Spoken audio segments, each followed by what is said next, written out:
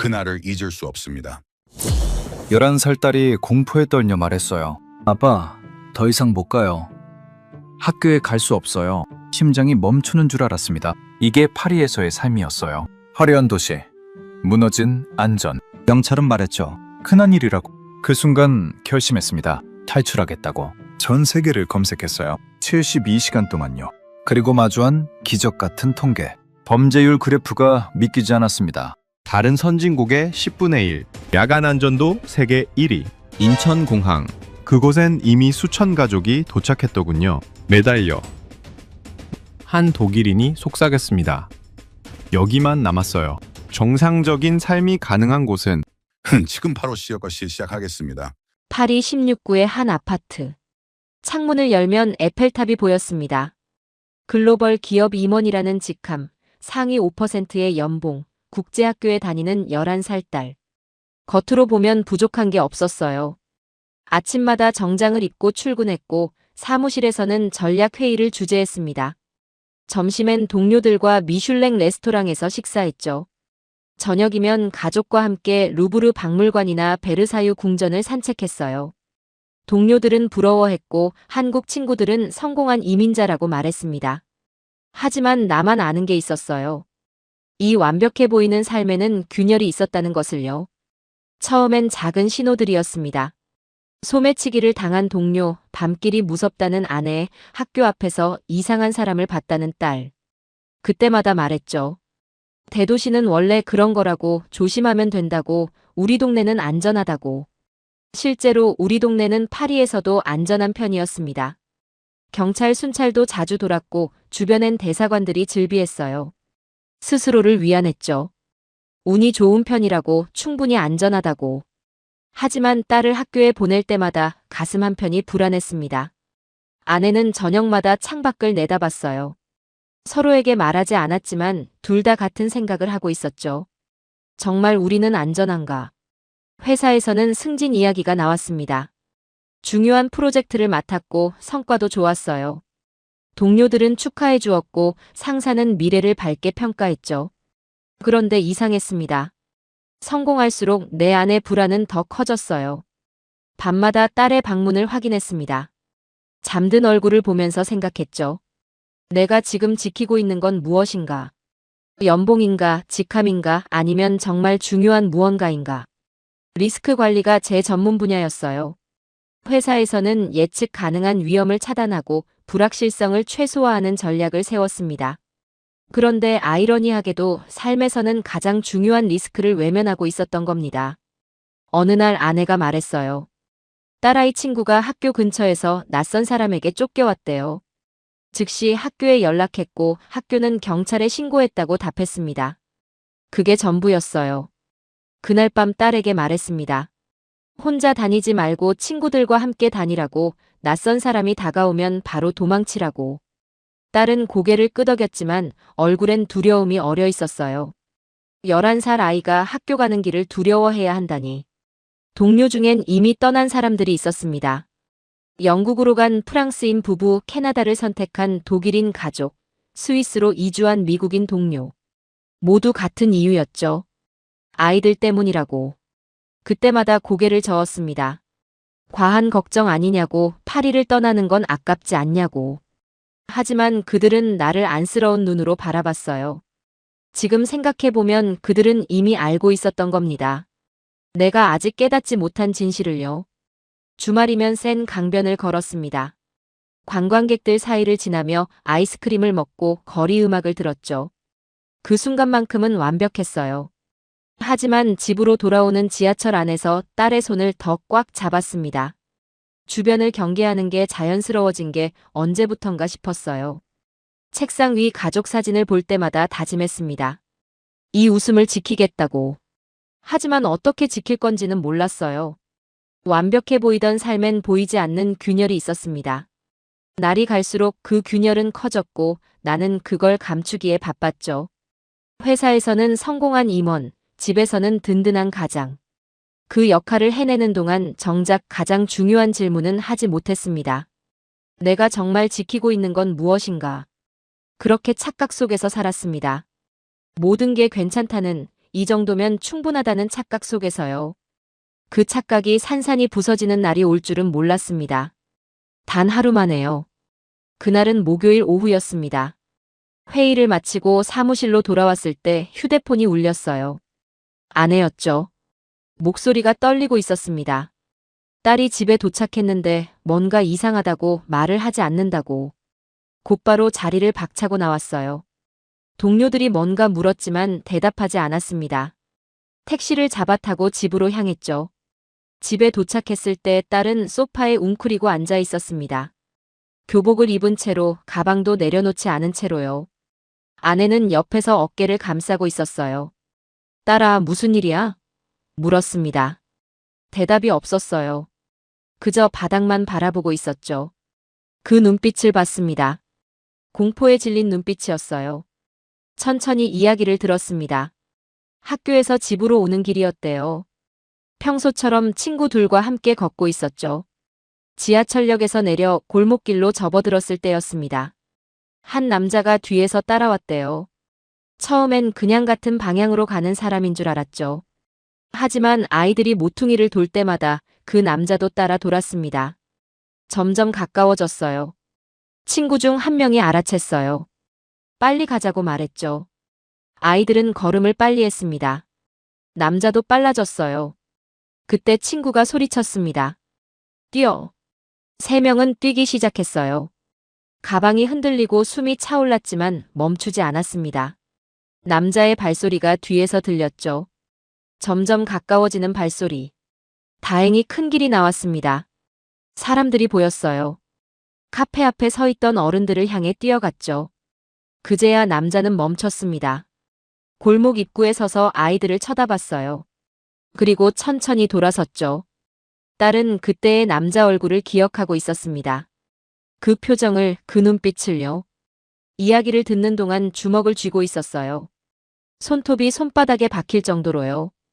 아내는 계속 울고 있었고 딸은 여전히 떨고 있었습니다. 즉시 경찰에 신고했습니다. 경찰이 왔고 진술을 받았어요. CCTV를 확인하겠다고 순찰을 강화하겠다고 말했죠. 하지만 그게 전부였습니다. 그날 밤 딸은 혼자 자지 못했어요. 아내와 같은 침대에서 잤습니다. 1시간마다 악몽에 깨어났죠. 계속 확인했어요. 문은 잠겼는지, 창문은 닫혔는지. 새벽 3시쯤 딸의 방 불이 켜져 있는 걸 봤습니다. 들어가 봤죠. 딸은 침대 모서리에 앉아 창밖을 보고 있었어요.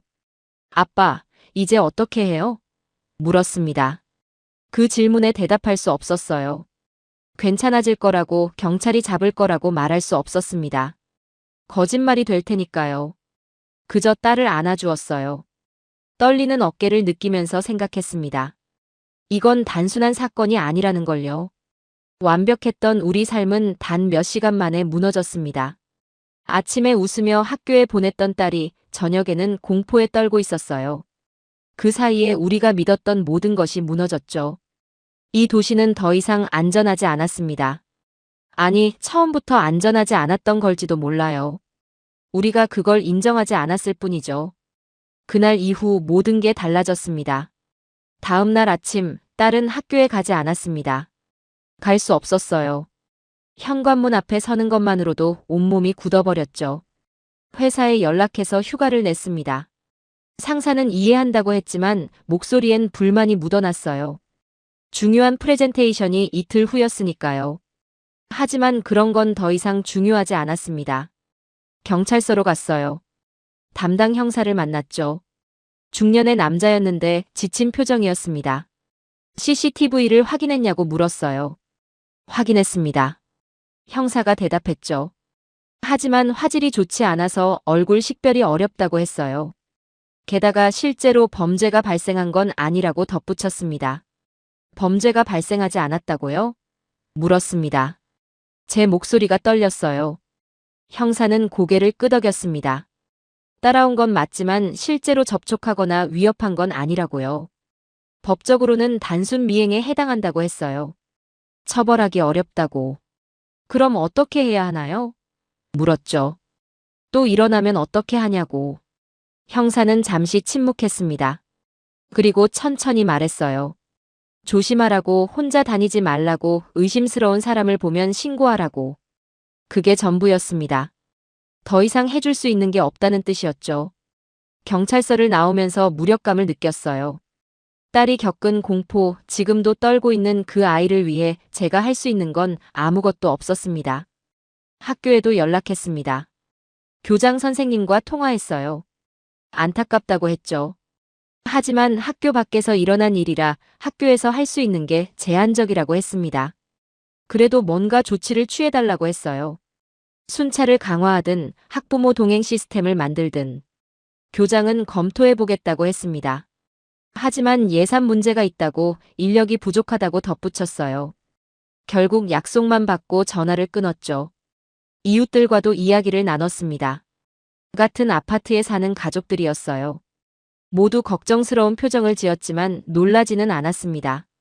한 어머니가 말했어요. 자기 딸도 비슷한 경험이 있다고요. 다른 아버지는 아들이 지하철에서 소매치기를 당했다고 했죠.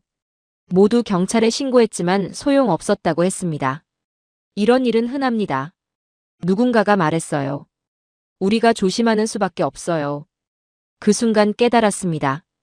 문제는 이 사건 하나가 아니라는 걸요. 시스템 자체가 무너져 있었어요. 경찰은 인력이 부족했고 학교는 책임을 회피했으며 사람들은 이미 포기하고 있었습니다.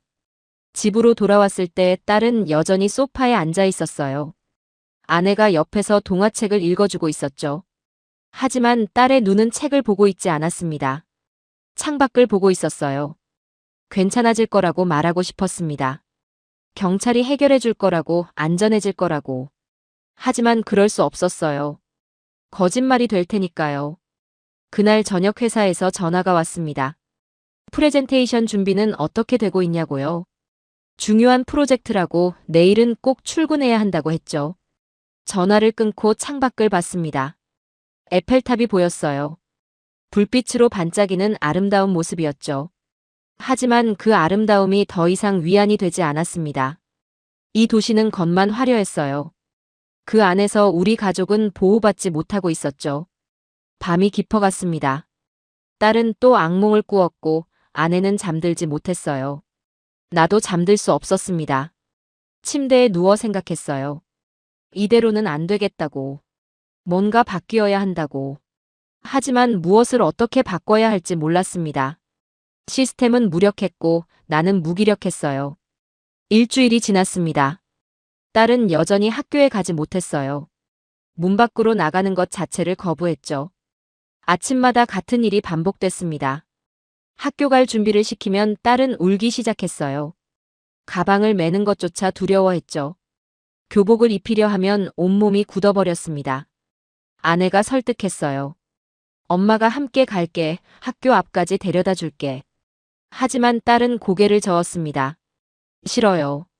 무서워요. 그 목소리엔 절박함이 담겨 있었죠. 결국 휴학 신청을 했습니다.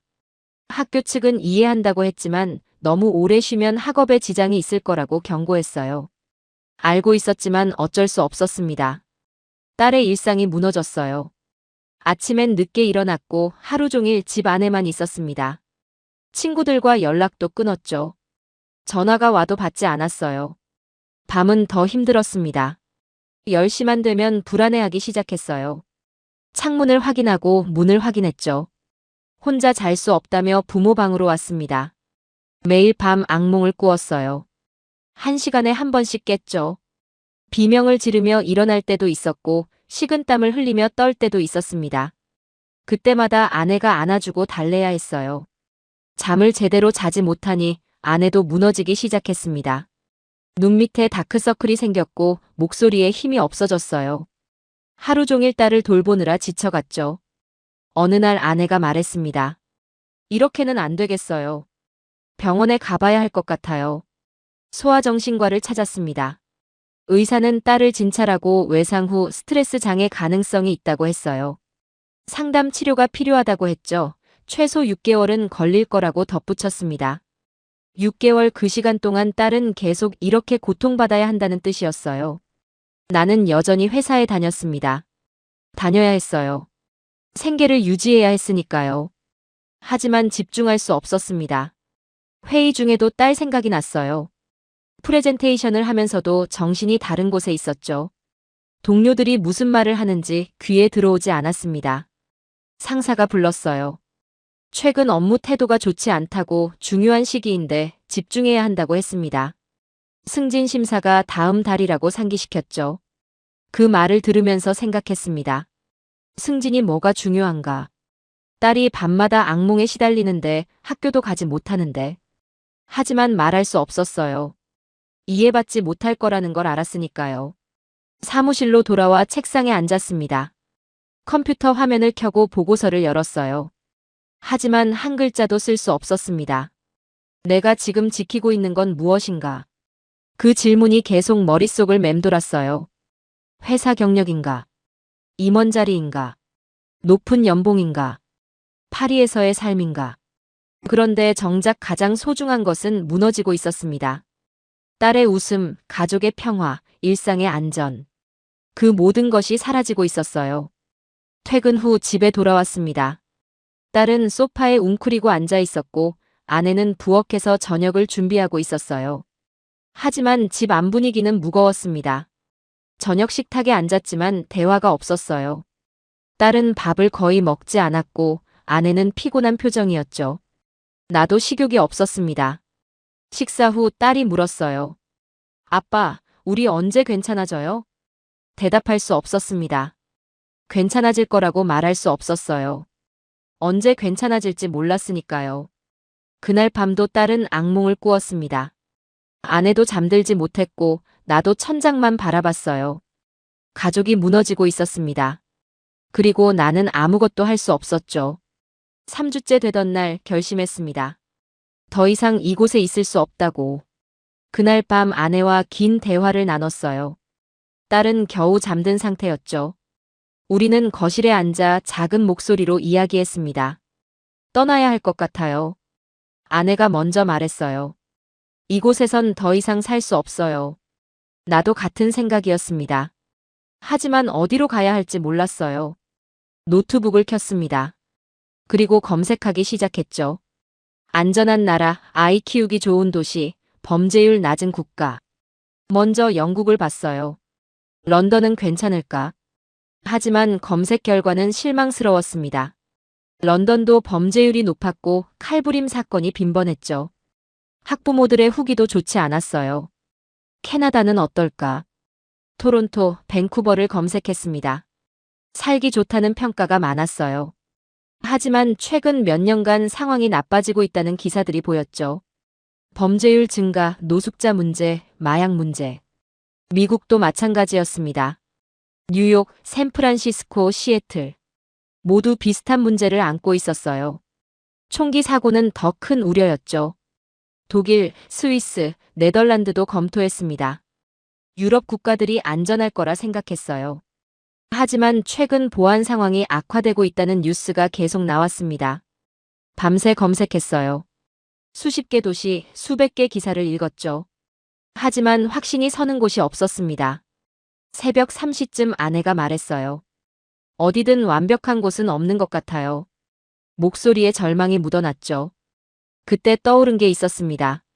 예전에 한국 출장을 갔을 때였어요. 밤 11시에 호텔 근처를 산책했었죠.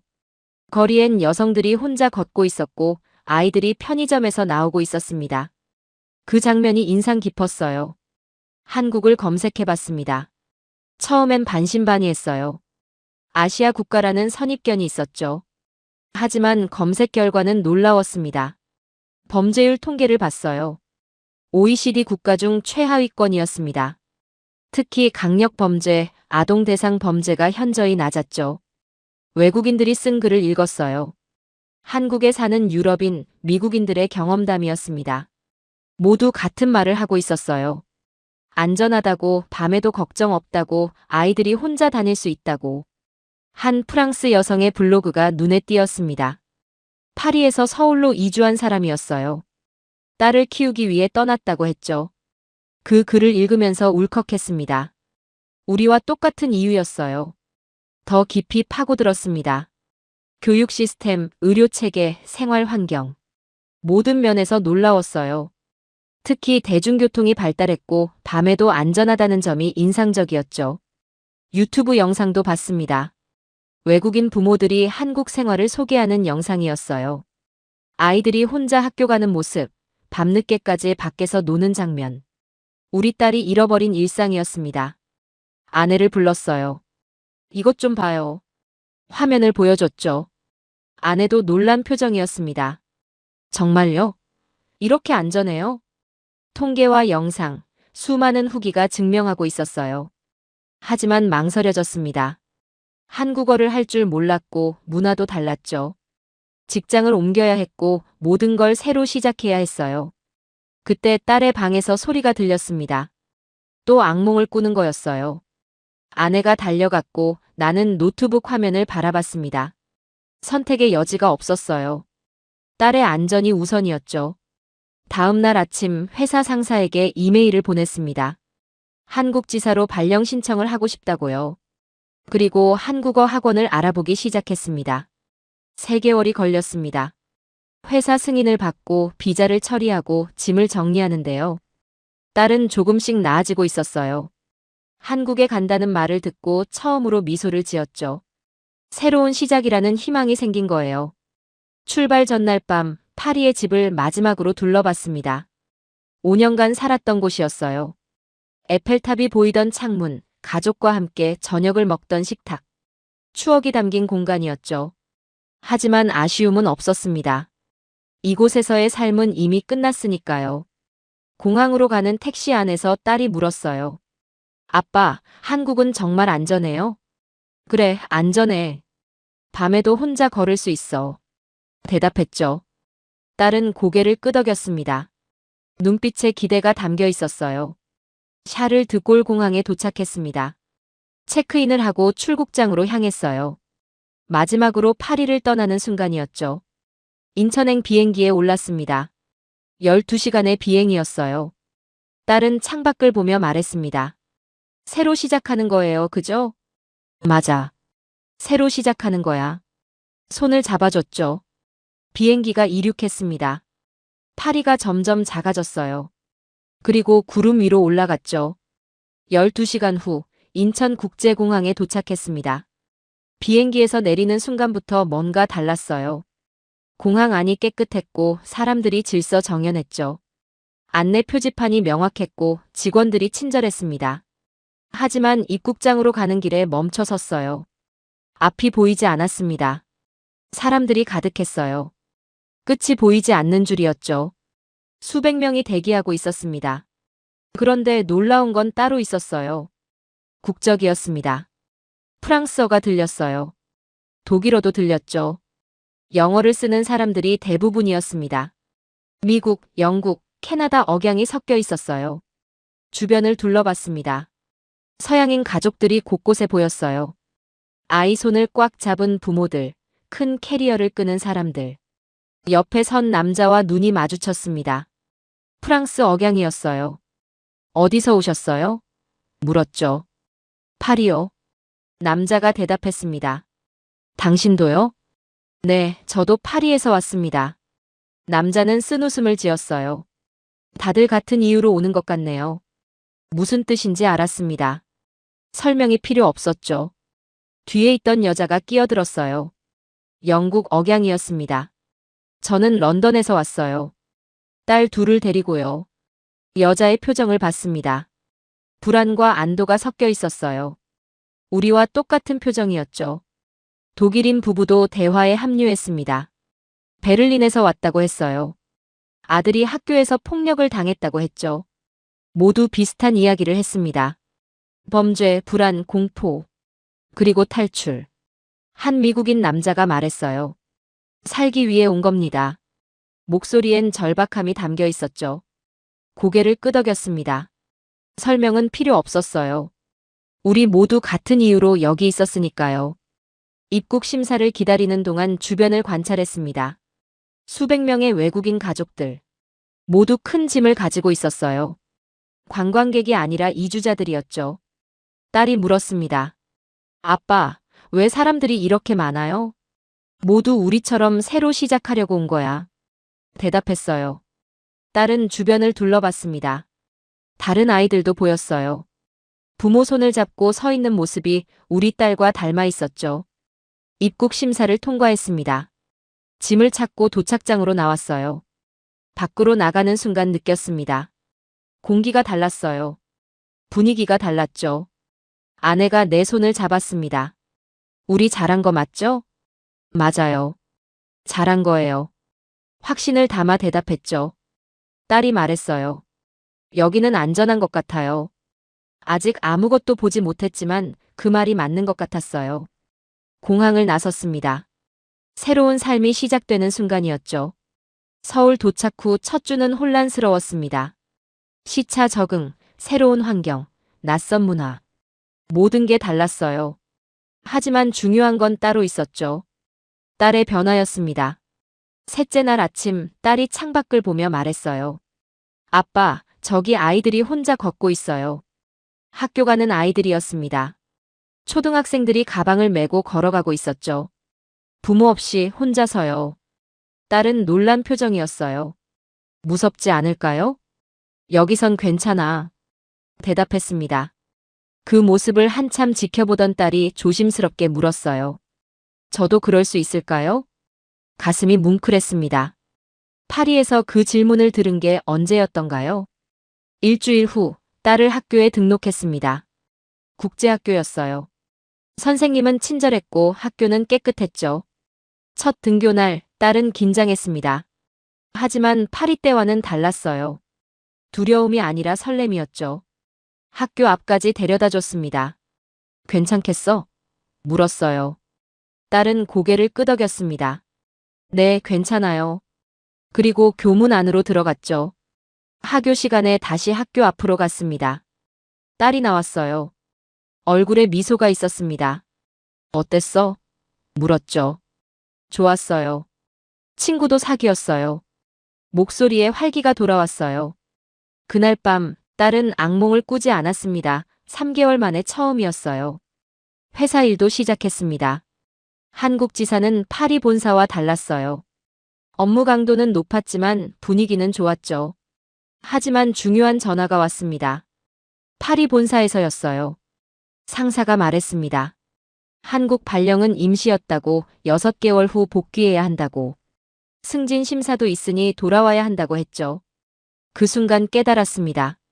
선택해야 한다는 걸요. 파리로 돌아가면 경력은 이어집니다. 승진도 할 수 있고 더 높은 연봉도 받을 수 있어요. 유럽에서의 화려한 삶도 계속되겠죠. 하지만 딸은 다시 무너질 겁니다. 다시 악몽을 꾸고 학교에 가지 못하고 공포에 떨게 될 거예요. 저녁에 아내와 이야기했습니다. 회사에서 복귀하라고 하네요. 아내는 잠시 침묵했어요. 그리고 물었죠. 당신은 어떻게 하고 싶어요? 딸 방을 봤습니다. 책상에서 숙제를 하고 있었어요. 평범한 모습이었죠. 파리에서 잃어버렸던 일상이었습니다. 대답은 명확했습니다. 여기 남을 거예요. 다음 날 본사에 이메일을 보냈습니다. 파리로 복귀하지 않겠다고 모든 조건을 포기하겠다고 썼어요. 승진도 높은 연봉도 임원 자리도 필요 없다고 했죠. 한국에 남아 평사원으로 일하겠다고 덧붙였습니다. 상사에게서 전화가 왔어요. 미쳤냐고 경력을 포기하는 거냐고 물었습니다. 아니요. 경력을 포기하는 게 아닙니다. 대답했죠. 더 중요한 걸 선택하는 겁니다. 무엇보다 중요한 게 뭔데요? 상사가 물었어요. 가족의 안전입니다. 확신을 담아 말했습니다. 상사는 한숨을 쉬었어요. 당신 결정이니 존중하겠습니다. 그리고 전화를 끊었죠. 그날 저녁 가족에게 말했습니다. 우리 여기 남아요. 계속 여기서 살 거예요. 딸이 웃었습니다. 정말요? 기뻐하는 목소리였어요. 아내는 내 손을 잡았죠. 고마워요. 눈에 눈물이 맺혀 있었습니다. 그날 밤 창밖을 봤습니다. 서울의 야경이 보였어요. 파리만큼 화려하지는 않았지만 평화로웠습니다. 포기한 게 많았습니다. 경력, 연봉, 지위. 하지만 얻은 것은 더 컸어요. 딸의 웃음, 가족의 평화, 일상의 안전. 이것이 진짜 성공이었습니다. 6개월이 흘렀습니다. 서울에서의 삶은 완전히 달랐어요. 아침이면 딸이 스스로 일어납니다. 교복을 입고 가방을 챙기고 현관문을 열어요. 그리고 말하죠. 다녀올게요. 처음엔 불안했습니다. 혼자 보내도 괜찮을까? 하지만 딸은 괜찮았어요. 친구들과 함께 걷고 웃으며 학교에 갔죠. 어느 날 저녁 딸이 늦게 들어왔습니다. 당황해서 물었어요. 왜 이제 와? 친구들이랑 문방구 들렀어요. 딸이 태연하게 대답했죠. 신상품 나왔다고 해서요. 그 순간 깨달았습니다. 이게 정상이라는 걸요. 아이가 친구들과 문방구에 들르는 게, 조금 늦게 집에 오는 게. 이게 원래 아이들의 일상이었죠. 파리에서는 상상할 수 없던 모습이었어요. 주말이면 가족과 함께 나갑니다. 한강공원을 산책하고 명동 거리를 걸어요. 밤 10시가 넘어도 사람들이 걷고 있고 아이들이 놀고 있습니다. 아내가 말했어요. 파리에선 이 시간에 절대 밖에 안 나갔는데. 맞아요. 그때는 해지기 전에 집에 들어가야 했죠. 딸은 변했습니다. 악몽을 꾸지 않아요. 밤에 혼자 잘 수 있고 문 밖을 두려워하지 않습니다. 친구도 많아졌어요. 학교에서 상담 선생님이 연락 왔습니다. 딸이 잘 적응하고 있다고 밝아졌다고 했어요. 트라우마 증상도 거의 사라졌다고 했죠. 전화를 끊고 한참을 앉아 있었습니다. 눈물이 났어요. 기쁨의 눈물이었죠. 회사 일은 힘듭니다. 평사원으로 다시 시작했고 연봉도 절반으로 줄었어요. 파리에서의 임원 생활과는 비교할 수 없죠. 하지만 후회하지 않습니다. 퇴근 후 집에 오면 딸이 웃으며 맞아줘요. 저녁 식탁에서 가족이 함께 이야기하고 주말이면 걱정 없이 외출할 수 있죠. 이게 행복이었습니다. 어느 날 딸이 물었어요. 아빠, 저 혼자 다녀와도 될까요? 어디 가려고? 물었죠. 도서관이요. 친구랑 숙제하기로 했어요. 잠시 망설였습니다. 하지만 대답했어요. 그래, 다녀와. 조심하고. 딸이 밝게 웃으며 나갔습니다. 현관문이 닫히는 소리를 들으며 생각했죠. 이 한 문장, 저 혼자 다녀와도 될까요? 그게 내가 포기한 모든 것의 이유였습니다. 파리에서라면 절대 들을 수 없던 질문이었어요. 그곳에서 딸은 혼자 다닐 수 없었으니까요. 창밖을 봅니다. 서울의 거리가 보여요. 에펠탑처럼 화려하지는 않지만 안전합니다. 사람들은 밤에도 걷고 아이들은 웃으며 놀아요. 이게 정상이었죠. 이게 원래 도시가 가져야 할 모습이었습니다. 아내가 옆에 앉았어요. 후회 안 해요? 전혀요. 확신을 담아 대답했습니다. 우리는 더 나은 삶을 찾은 게 아니었습니다. 비로소 정상적인 삶을 되찾은 거예요. 높은 연봉도, 멋진 직함도, 화려한 도시도 중요하지 않았습니다. 진짜 중요한 건 딸이 웃으며 학교에 가고 밤에 악몽 없이 자고 혼자 걸을 수 있는 거였죠. 그날 저녁 딸이 도서관에서 돌아왔습니다. 웃는 얼굴이었어요. 잘 다녀왔어요? 물었죠. 네. 숙제도 다 했어요. 딸이 대답했습니다. 그 평범한 대화가 기적처럼 느껴졌어요. 이것이 우리가 선택한 삶이었습니다. 화려하지는 않지만 안전하고 부유하지는 않지만 평화로운 삶. 그리고 확신합니다. 내 선택은 틀리지 않았다고. 우리는 비로소 정상적인 삶을 되찾았습니다. 오늘 영상은 여기까지입니다. 도움이 되셨다면 좋아요와 구독 알림 설정까지 부탁드려요. 다음 영상에서도 더 유익한 내용으로 찾아뵙겠습니다. 시청해주셔서 감사합니다.